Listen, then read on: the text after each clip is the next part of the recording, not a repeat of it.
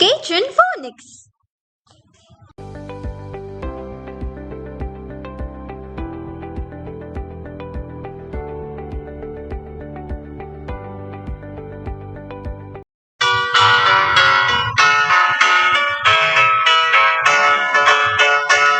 Magkanta ta karon, may tungod sa letrang T. Ang tingog sa letrang T.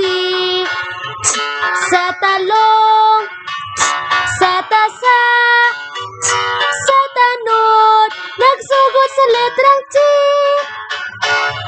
Magkanta ta karon, may tungod sa letrang T.